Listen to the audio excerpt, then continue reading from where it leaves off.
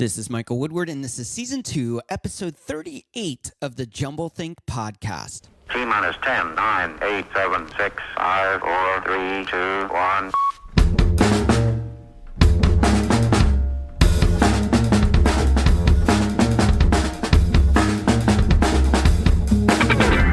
Welcome to the Jumblethink Podcast, a podcast focused on telling the stories of dreamers, makers, innovators, and influencers. Along the way, we'll give you some tips and ideas of how you can chase your own big ideas and dreams and change the world around you. Our guest on today's episode is Jason Cavness, the founder and CEO of Cavness HR. Our guest on Thursday's episode is Liz Teresa. Liz is a founder, web designer, copywriter for small businesses and entrepreneurs, and she has a program called Concept for Creation. In the episode, we talk about writing killer content for your website that makes you stand out and helps others understand your story. We also dive deep into what it means to be a mission-centered business. It's a super fun episode, so make sure you check out Thursday's episode with Liz Teresa. Now let's jump into today's episode. Hey there, welcome to the Jumblethink Podcast. My name is Michael Woodward. I am your host and so glad that you've chosen to join us for today's episode with Jason Cavness, the founder and CEO of Cavness HR. Before we get rolling, I want to take a moment and encourage you wherever you like to listen to podcasts. Take a moment and subscribe to this podcast. It means the world to us if you would become a subscriber. It's easy to do, especially if you like iTunes and Spotify. If you head on over to jumblethink.com/iTunes or jumblethink.com/Spotify, it will take you right to where you can subscribe to the podcast. So go ahead and take a moment and subscribe to the Jumblethink Podcast. Now let's take a moment and learn a little bit more about today's guest, Jason Cavness. My name is Jason Cavness. My business is Cavness HR, and my role is I'm CEO and founder of the company. The vision for Cavness HR is to provide HR to all companies in the United States with less than 50 people by using existing technology. So this idea actually came to me late in life. I retired from the United States Army after 25 years, and during my transition, a guy named Mark Monroe reached out to me about a startup called My Unfold. He asked me, how does the Army help people transition? And I was, well, what is a startup? Because I had no clue what it was. So we met up. He explained what our startup was. And I worked for him for a couple of years. But during that time period, I realized that most startups and small business don't have HR. And according to the Small Business Administration, over 500,000 businesses start every month. There's over 5 million in the United States. Most don't have HR because of high cost. An HR person, $50,000, $100,000 per year. HR goes $150 to $400 an hour. And so I thought, maybe I might have a business idea to provide HR to companies with less than 50 people. And from January to June of 2016, I reached out to 331 small business owners and told them about my idea. And 71% said it would be a good idea. So I've just been taking it from there. So this is one thing I brings me a lot of joy, a lot of happiness. I was bowling one time with some friends, and one of my friends, he's in college, and I asked him, are you still in college? He said, yes. Tell me again what you're studying. He said, civil engineering. I said, you graduated this year? He said, no, I graduated the next year. And he said, well, I've been trying to get an internship. It's just hard to get an internship. I've had applied for 10 and nothing so far. And then a light bulb in my head, like, Jason, the COO of one of the biggest civil engineering firms in Seattle, who happened to be the Mark Monroe, the guy we just talked about. So I sent him a text message and said, hey, I know this guy looking for an internship. Can I send him your way? And he instantly replied, Jason, you must have read my mind.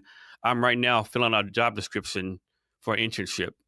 And I was able to get him that internship just by doing that. And last I checked, he's doing real well, and I think he's going to get a job offer. So I like doing things like that. I try to do things like that all the time to my best of my ability. So people don't realize this, but according to research, bad HR or risky HR costs small business $29 billion a year.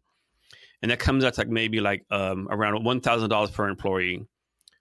So if you have a company with 20 employees, you're losing $20,000 per year on bad HR. And I just want to provide a solution to put some money back in the money of small business they use on better things, and it's basically thrown away. They use the money from the R&D, improving the company, and reimbursing their employees.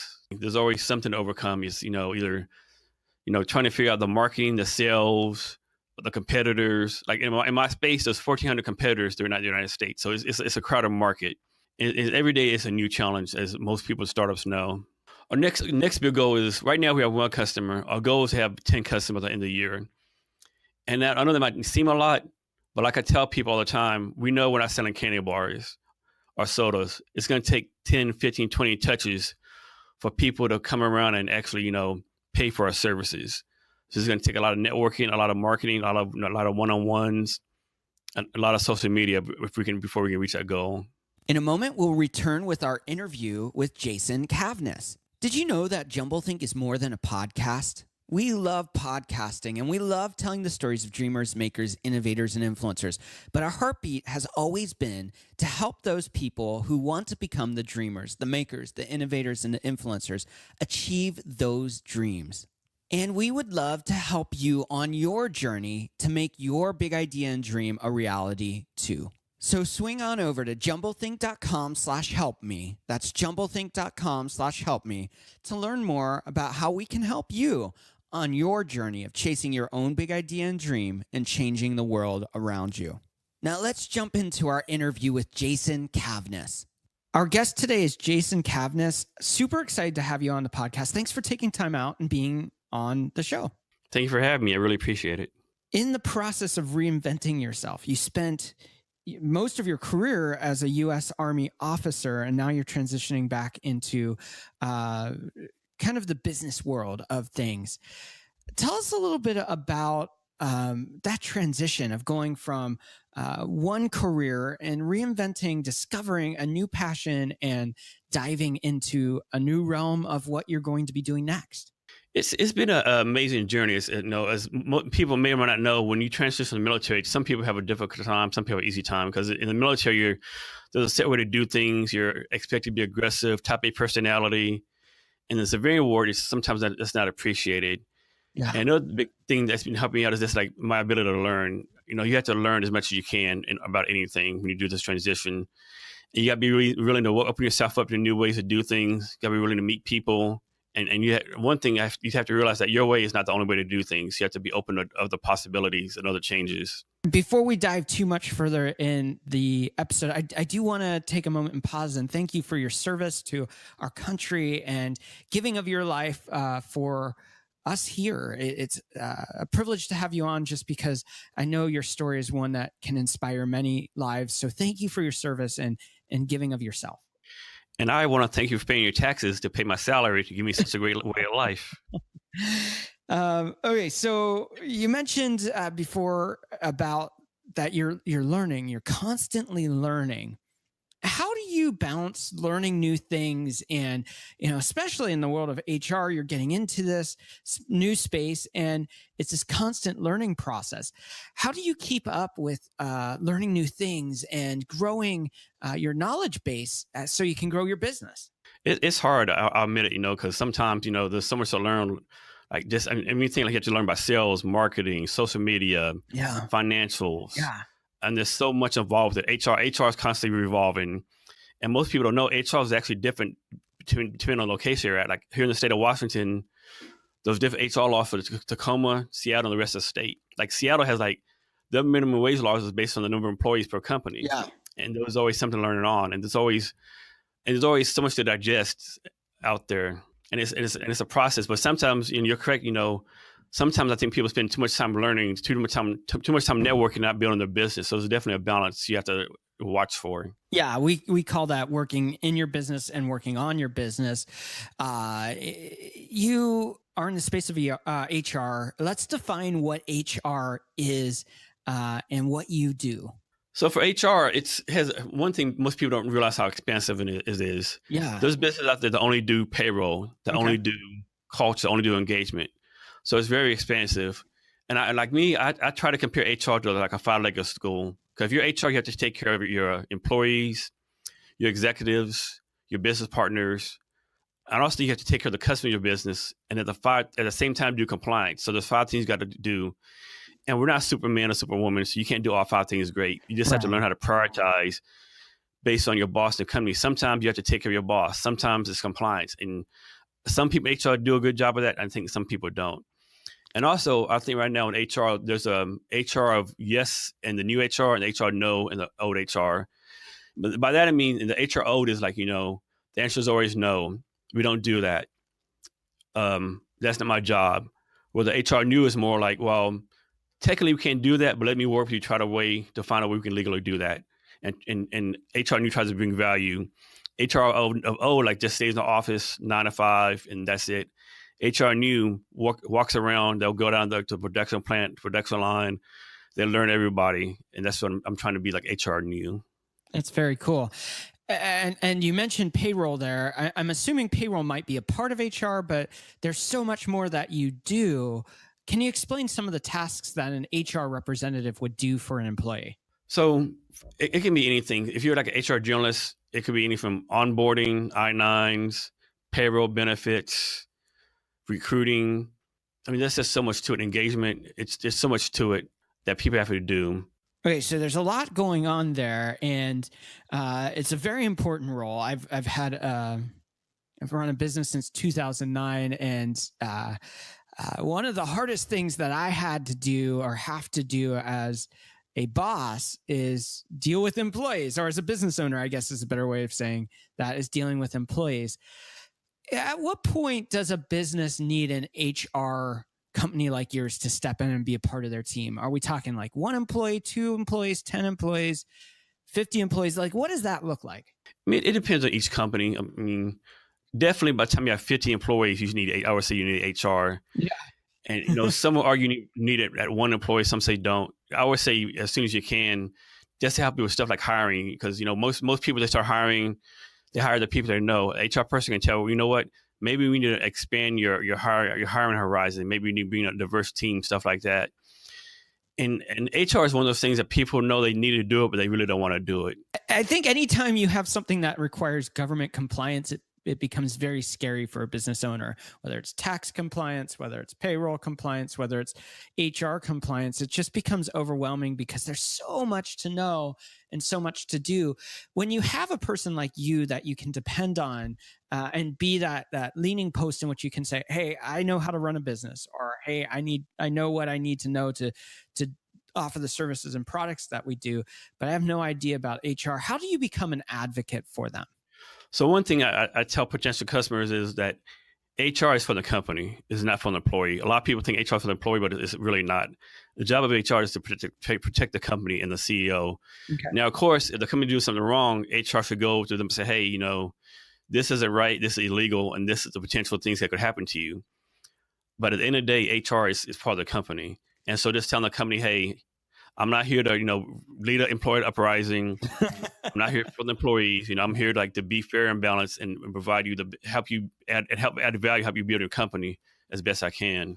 So you really are an advocate for the employer, and you are doing and watching what's out best for the employer, but you're also taking care of those employee needs as they arise, whether it's a question about some kind of, I don't even know what an employee would come and ask you. Can you explain a little bit about that? So example, one time I was an HR manager Trident Seafoods when I got out of the Army. Yeah.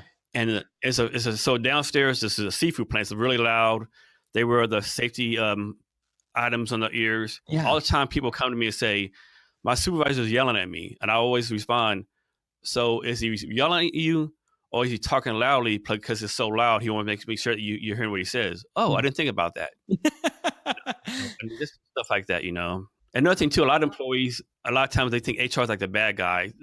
Because sometimes I would call people at the office and tell them something new, and they're, oh, thank God, I thought you were gonna fire me. Like, no, we only don't, we do we tell you good stuff too. Yeah, that's so good. How do you help companies find good employees? Because you mentioned that that's one of the things that a good HR company will do, or an HR team will do, is instead of going to that pool of who an HR team can help you find the experts or the professionals in your space that can really take your business to the next level. Yes. So there's a term that gets thrown around I call culture fit, and that's a term I really don't like. Okay. Because whenever I hear somebody say, well, I didn't hire this person as culture fit, I kind of cringe because culture fit doesn't mean that they're not didn't fit your mold or didn't fit the kind of employee you want. So I think companies should hire more on cultural values or shared values instead of cultural fit. Find people who share your values and be open, going to different avenues. So example, a lot of companies nowadays say, they want to hire diverse people, open the pool. But what they do, they still keep on going to the same places. They keep on going to the same, majority white schools. I mean, have they gone to HBCU? Do they know what HBCU is? Are they open to like new possibilities? And, are you only hire like people with a certain type of education, open up your viewpoints. Basically, with employees, for onboarding them, one of the things that you can be doing is thinking outside the box on the pools in which you look for those employees, and diversify, not just by trying to fit a specific mold of what diversification looks like, but actually go in and look at different people that you may not consider normally traditional fits, but maybe they have a different school background. Instead of going to a university, maybe they went to a trade school, or instead of a trade school, maybe they went through an apprenticeship. Like, look for people that maybe other people are overlooking. Is that what you're saying? Yes, exactly. I mean, if you keep on going to the same places over and over again, I mean, of course, you're going to get the same type of people. Right. And they might be, they're great people, great qualified case of skills, but you're not really bringing in different viewpoints and different ways of doing things, which will probably make your company better. What are some of the biggest downfalls that businesses or mistakes businesses make when it comes to HR? I mean, there's so many. So I have one customer now, and I went in there, and like, all the I-9s were completely misfilled. So for the I-9, it's a form that basically says that the employee has the right to work in the United States. Okay. And the employee has to sign it. Employer has to sign it. Has to be some kind of documentation. So, example, one of them, the employee signed it, but no signature from the company, and there's no copy of anything, stuff like that. And most people don't know this, but usually, regardless of your company, you have to have like your labor posted somewhere. Right. Like here in the state of Washington, it's like 30 different labor posts you have to post it up. And then, and then you have to do your OSHA report. It's I forgot what the OSHA stands for, but it's basically a safety organization, United States government. Right. Where basically you list down all the accidents and all those things that happen. And most people don't realize, from 1 February to 30 April of each year, you got to post all the accidents from the previous year, so your employees can look at it and see what kind of, if you have a safe company or unsafe company. Wow. I mean, there's just so much of HR. I mean, even like when you pick a salary, are you paying them too high or too low? Yeah. All that is all that's involved with that. Are you paying them too low? Well, they're probably going to leave you pretty soon. That means you have to go the whole process all over again of recruiting somebody. Right. Are you paying them too high? Other employees are going to find that out. Yeah. And they're going to, get, ask where their money's at. This new guy's getting paid 25% more than I did. Why is that? Is there so much to it? Yeah. Now, you mentioned at the beginning that the cost of no or bad HR is estimated to be at $29 billion. What are some of the costs that add up in a negative way for bad HR practices or no HR process? Let's suppose you have an empty position and you don't fill it because you can't figure out your recruiting process. So that position's unfilled, so your other employees have to, fill that role. Yeah. So that's this time they have to do their own job. Or recruiting yourself, maybe you don't have a good recruiting process and it takes too long. Suppose an employee files a complaint against you and the EEOC finds you, non-compliant. That might be a fine. There's so many ways. But one thing I do want to talk about is there's a lot of people out there who think that, we got to be compliant and all this stuff. And you do have to be compliant. But the one thing I tell my customers, just do the right thing and it's going to be, everything should work out. Take care of your employees. Mm-hmm. The fact of the matter is the United States government or state government doesn't have enough people to like go around to every business and check you every single day. Right. The reason they come around is because somebody filed a complaint against you, and it's usually a disgruntled employee. Okay. But the trick is when they come, like let's suppose the employer files a complaint and said that you made them work through lunch hour. Yeah. Well, when they come to check that, they're going to go check everything, just not that. So that's the danger when they come.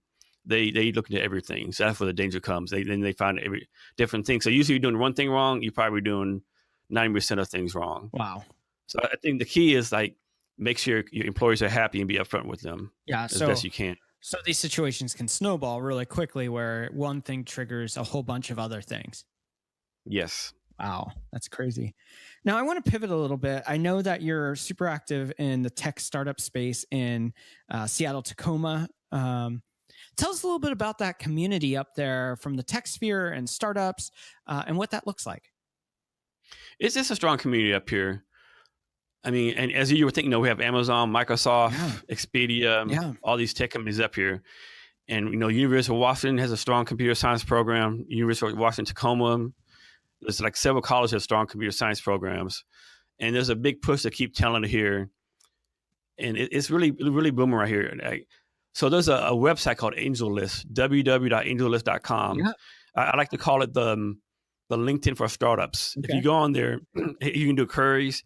If you just type in Seattle startups, like jobs, there's like 331 startups in the Seattle area who are hiring people, Wow. which is like which is pretty good, an untapped source for people to find jobs. Yeah.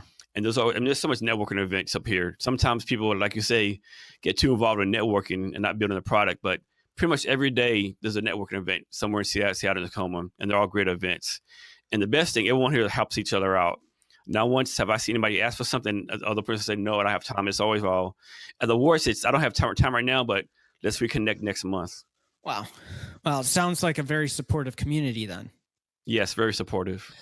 Tell us a little bit more about your transition back into the startup world, because as you make this transition, what spurred on, I'm assuming you probably retired from the Army. What spurred this desire to do a startup and not just look for another job or something like that? I mean, I guess it's kind of like we call it the startup bug. I got involved in community, all the openness, all that kind of stuff. I was just hooked on it. I got addicted to the adrenaline, the new ideas, the new business, all that kind of stuff. It's just amazing. It's like gets in your blood. You just want to like do more and more, and all the great people and all the great ideas. I mean, you hear an idea like, oh my goodness, like that's incredible. Yeah. Or like you're doing what? Like how can you even think of that? Much less you're about to execute it. Wow. I mean, there's so many great things. Wow, that's so cool. You also host a podcast, Cavness HR podcast. Tell us about that and what it's all about. The podcast started as a way to market my business. So last year, around June, July, I found a podcast by a guy named John Lee Dumas. Yeah. He has a podcast, Entrepreneur Fire. Yeah. And so I took this free podcast course and just went from there. And the original intent was like just have it, have the podcast as a marketing tool. But as you know, it's turned to a whole different beast. Yeah. I mean, Yeah. It's been so much fun, and it's paid off in ways I've never imagined. So I recently formed my board of advisors for my startup. Okay. 4 of the 5 board advisors were people who are guests on my podcast. Wow. So I wouldn't have this without the podcast. I got like 3 or 4 potential customers from the podcast. It's just been great. The different stories, meeting different people. And people always say, well, how you get all these great guests and how these people be on your show? I ask. Yeah. They either say yes or they say no. I mean, Yeah. and most of them, like 80% say yes. Because as you know, we do our best to put the highlight on our guests and show the best for our guests the best we can. Absolutely. Completely agree with that. What's probably one of the biggest takeaways you've had from a guest on your podcast? Ooh, that's a great question. There's so many things to learn. So I kind of changed the answer. One guest I liked was Quinta Mcalister. Okay. She has a great story. Yeah. So I think she's in her mid-20s, and she used to be cancer. I think either HIV research or cancer research at Fred Hutchinson Hospital here in Seattle. Yeah. What she does now, her business is called STEM Box. So every month, she sends a small science box out to kids 7 to 12 years old. Oh, cool. To help increase STEM. Yeah. And there's so many ideas like that out there, and they all give great advice. But the best advice I really can't answer right now. Okay. All right. So you mentioned that you're in the process of doing a startup. I'm assuming that's the Cavness HR is your startup. Is Yes. that right? Okay. So Yes. as you've done that, what has been maybe some of the things that have surprised you in the process of doing a startup? Because I think so many people start startups, and one, they don't know what to expect or look for, but 2, what it turns out to be isn't exactly what they perceive from stories from others or things they've seen on TV or whatnot. So what are some of the biggest takeaways you've had in the process of doing your startup? Yes. I mean, so many people out there think, oh, I'll start a company and, in 6 months, I'll be Mark Zuckerberg. And it's like nothing could be further from the truth. It's a long process. Like I got this idea back in January 2016, and now almost 2 years later, I'm still in the process trying to learn new things. I mean, it's just so much involved in the startup. Yeah. Just the learning, the focusing, the pivoting, like things I've learned, I had no idea. Like I had no clue. Those 1,700 competitors. Yeah. And what interesting thing about that, so last year the revenue was, I think it was like $18 billion, which a lot of people are surprised it's so high. Yeah. But those 7,200 companies, the top 50 had 70% of their revenue. Wow. So basically those top 50 have a revenue. So we want to try to go after the remaining 30%. I mean, it's just a lot of learning, and you gotta, be willing. You can't be stubborn. You can't say, "This is my idea. I'm gonna stick with it." You gotta be willing to admit, okay, maybe this wasn't the best thing to do. Maybe I should do it like this. Yeah. Well, and I love that earlier on you were saying about the process of learning. Well, one of the things that you've learned is that you've gone from a world of absolutes for many good reasons. The military is very structured and very absolute, and there's a singular voice in what they do. And you move into this new realm of the startup. And one of the things I love that you were saying that you learned is that you learned that there are so many different points of views, and your point of view can be completely right, or your idea can be completely right, and someone can approach the same problem from a different angle and they could be completely right. And there's that diversity of voice, diversity of opinion.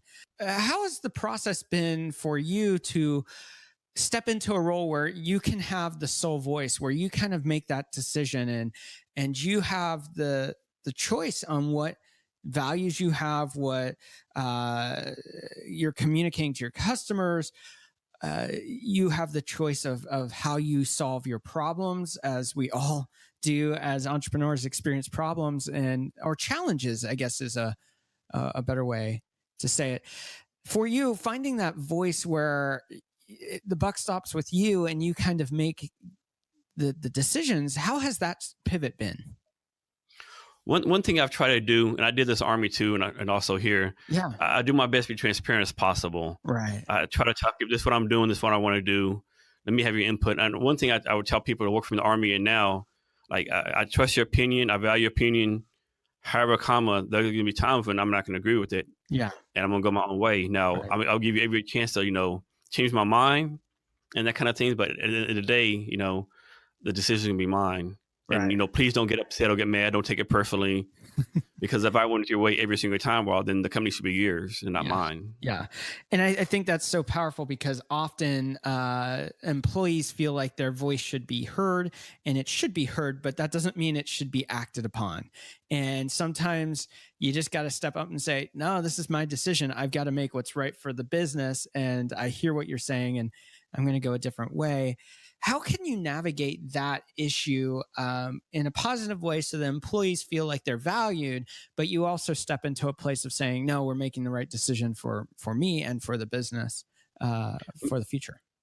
I mean, that is a tricky balance. I mean, you just got to do your best to have your employees or people that work for you or work with you realize that, you're doing this for the best of the company and the best of everyone. And that, like I said, you do value them. Like for me, I do a weekly blog where I do an update on Cavness HR, the ups and downs. Right. I send it to all employees. I share my calendar with everyone, let them know what I'm doing. I try to keep them updated as best I can. And I think I do a good job of being open and responsive. Like people, they can email me, call me pretty much any time, and I'm going to respond and answer their questions. You've made, and we've talked about this a lot, you've made your pivot from the military life into the startup life. For other people in the military, or for maybe on the broader sense, other people that have been employees of an organization, what are some tips that you would encourage them when they're moving into a new season of life? For a military person coming back stateside, maybe after a deployment, and now they're looking for the next thing. For an employee that maybe they've worked their entire career in a business and now they're looking for their next stage. What are some things that you would tell them based on your experience? One thing I would say is expand your network, meet new people, go on LinkedIn, connect with people. Okay. Go to different meetups, go to different meetings. Like there's so much networking things, Chamber of Commerce, Toastmasters. Just go out and meet different people. One thing that I can never forget when I was transitioning, there'll be like military networking events and be nothing but military people there. I would never understand, like, if you're trying to go into the civilian world, right. Networking is good, but how are they going to help you and how are you going to help them? Right. Go somewhere else, meet new people. Right. Tell your story. People want to hear it and people want to help you out, especially if you're a veteran. They want to help. Yeah. You mentioned, and I love this, about so often we swim in our own pools. people like us, whether it's a networking event for military people and all you see is military people that are trying to transition to civilian world, or whether it's so often you see these associations where you go in and it's like just a group of lawyers and they're trying to network and grow their business in a network of other attorneys. I love that image of like, you've got to network with the people you want to reach. You don't have to network with other people like you. How have you found the right networks to help grow your business? That's a great question. Basically, like I said, well, I'll go to the example I use when I leave the Army, a mistake I made. So when I left the Army or transitioning, on LinkedIn, I connected with a bunch of HR directors, a bunch of VPs of HR. But what I should have been doing is connecting with CEOs, VPs of operations, the people who hire the HR directors. Okay. So that's a mistake I made in the past, which I wish I could do over. Now, I got a lot of great connections from HR people, but, if I'm trying to be HR director, the person who helped me out probably the CEO versus people actually hiring versus HR director. Right. And you just got to, be able to put yourself out there, And another thing about networking events I never understood, you go to a networking event, it's like 4 people go together to a networking event and they stand around the table and talk to you the whole time. Right. Well, that's not really networking. No. And I see that all the time too. Yeah. And so what I try to do, I'm an introvert big time. So if I go to a networking event and it's like 30 minutes late, it's no good for me because I'm just not going to talk to people. That's who I am. So what I do, I try to go like 10, 15 minutes early and be at the front door. And when people come out, I introduce myself to them there and start a conversation there. Oh, that's cool. And you just got to put yourself out of your comfort zone. You go to a meeting that you would never go to before. Yeah. Yeah. I love that. You've obviously had to deal with situations that were uncomfortable or filled with fear.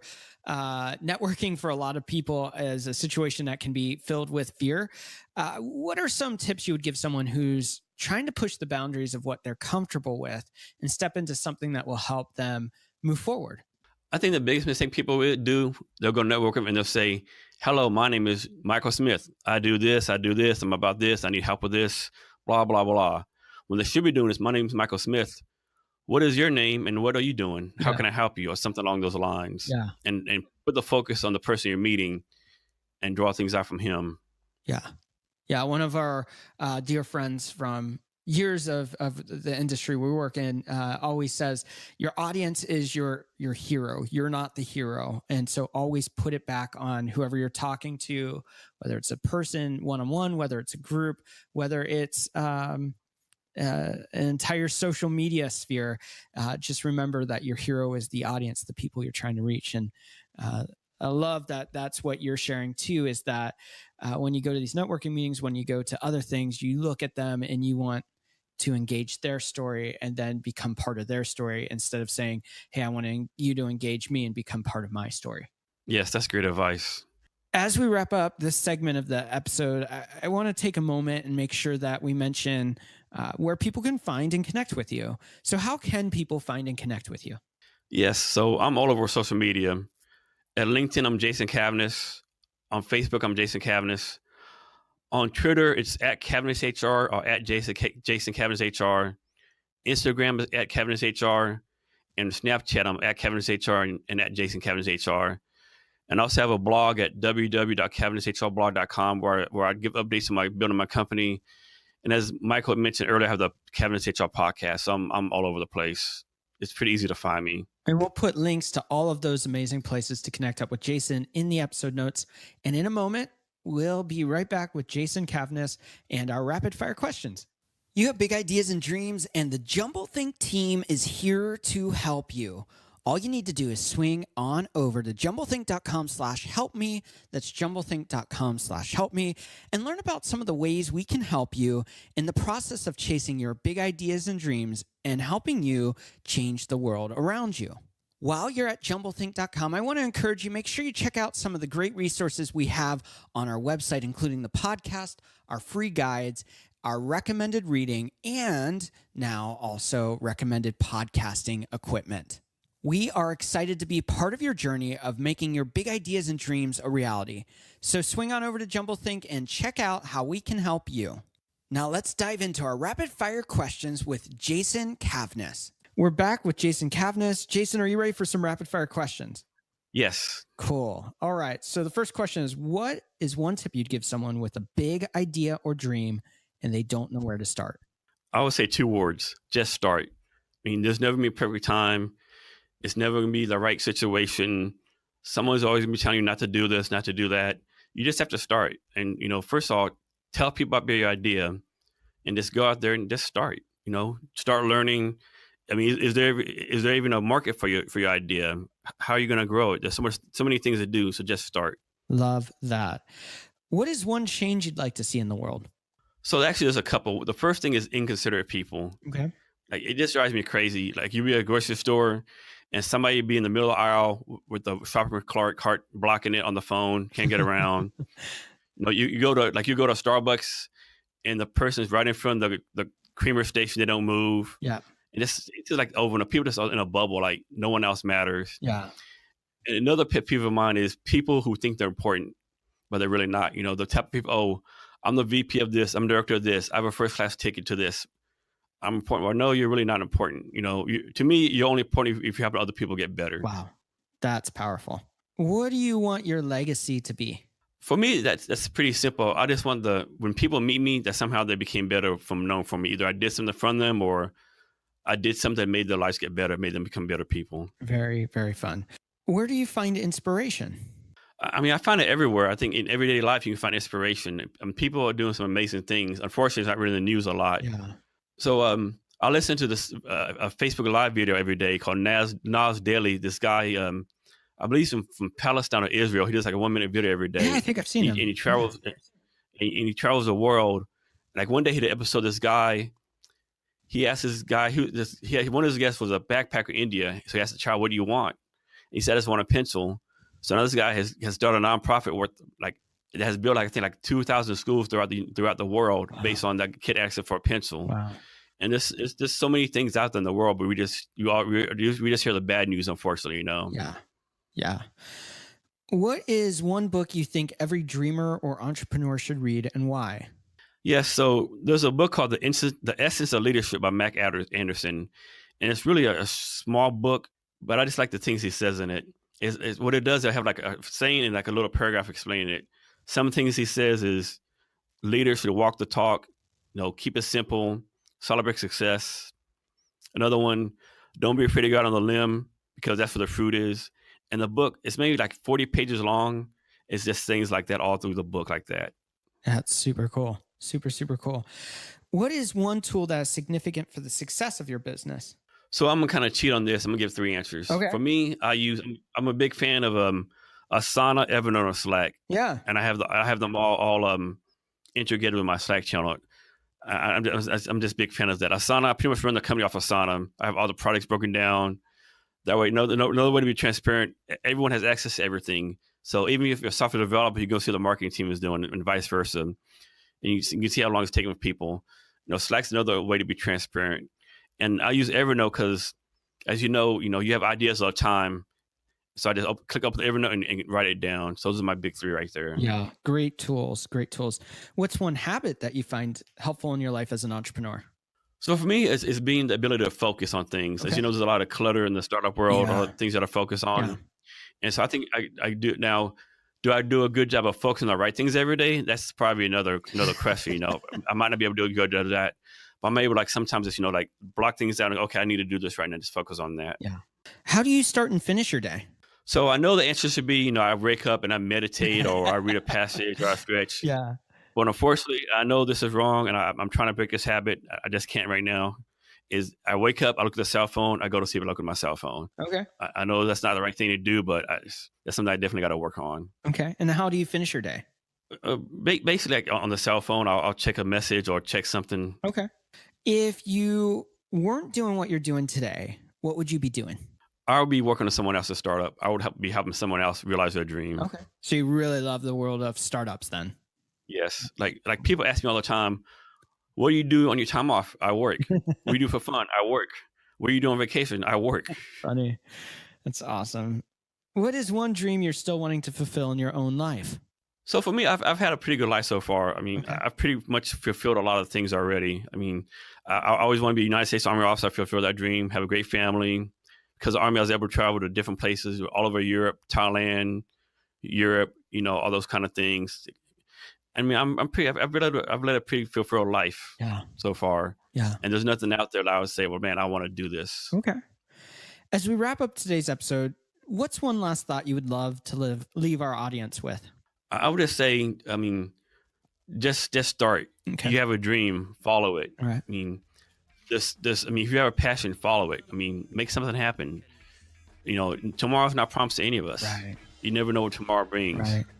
If you have opportunity, go for it. Yeah. Jason, it's been a lot of fun talking to you today. Thanks for taking time out, sharing your story, and also giving us some insights into the world of HR and startups. No, thank you, Mike, for having me. I really appreciate it. This was a lot of fun. Once again, I would like to thank today's guest, Jason Cavness, for taking time out, sharing his stories, and giving us insights into the world of HR and startups. As always, you can find links in the episode notes.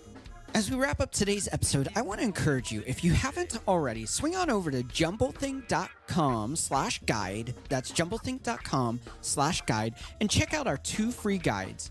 The first guide is Overcoming the Unknown, and the second guide is How to Know When You've Found Your Dream. Both of the guides are completely free, and we'd love to share them with you to help you on your journey to chase your big ideas and dreams. Here's my final thought for today's episode. It comes from Colin Powell, and he says, "A dream doesn't become reality through magic. It takes sweat, determination, and hard work." So now it's time for you to get out there, do the hard work, put in the time, and get the sweat going. But make your dream, make your idea a reality. Thanks again for tuning in. Until the next episode, go out there, do something awesome, chase those big ideas and dreams, and change the world around you. Les mères de famille, les enfants, peuvent également prendre un moment revitalisant. Dans quelques mois, lorsque vous aurez bien saisi la technique et que vous serez maître de votre corps, vous pourrez vous décontracter même en travaillant.